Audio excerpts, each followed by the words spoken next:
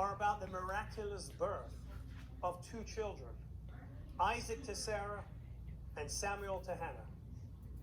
Because children are our deepest investment in the future. We proclaim God's sovereignty as if the day is a coronation, the beginning of a new era. Then, having committed ourselves to the coming year, we can turn and apologize for last year. Paradoxically, in Judaism, the future comes before the past.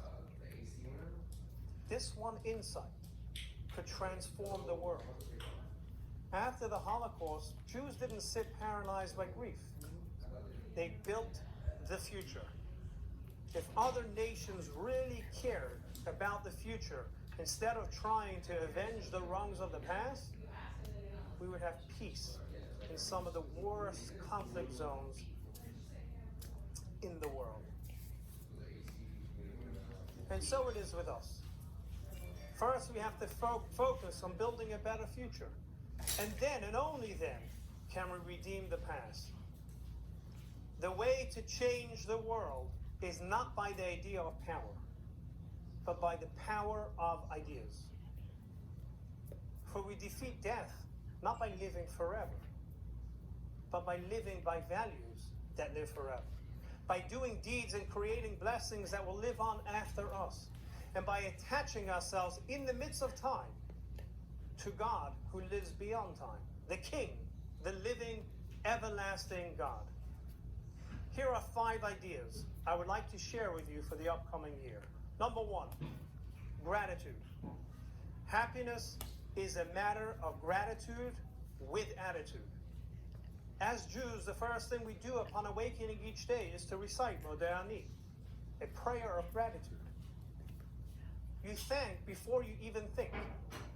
And when you live your life this way, you have a lifetime of satisfaction. Number 2, give your children and loved ones values, not presents. Presents give delight for a day. Values bring happiness for a lifetime. Give your children materialistic values, and you will spoil them forever. Give them ideals. Teach them to love, to respect, to admire. Train them to take responsibility and to give to others. Number 3, give. Give of your time to others. There is no greater cure for depression than to bring happiness into the lives of others. Share your skills with someone who needs to acquire them. Hebrew has a beautiful word for such acts, chesed, meaning love as deed or love as kindness. The great psychotherapist Viktor Frankl used to say, the door to happiness opens outward. Meaning that feeling low often comes from feeling alone. Bring the gift of your presence to someone else, and you will no longer feel alone. Number 4, love. The Torah is full of love. Love God with all your heart, soul, and might. Love your neighbor as yourself.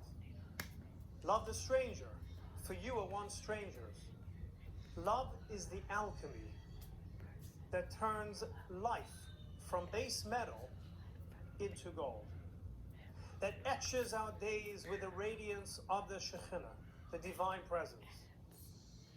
True happiness, whether in marriage or parenthood, friendship or career, is always the product of love. Where love is, there is God. For when we love others, God's love flows through us. To live, you have to learn to love. And finally, number 5, forgive. Emotional energy is too precious to waste on negative emotions.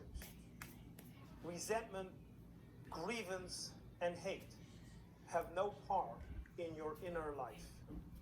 Don't take vengeance. Don't bear a grudge.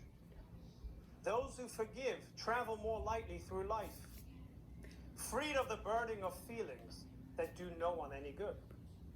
In this lies the secret to joy. Do any of these things, and slowly, gradually, you will begin to notice a change in your life. You will be less pressured, less anxious, less hurried, and less agitated.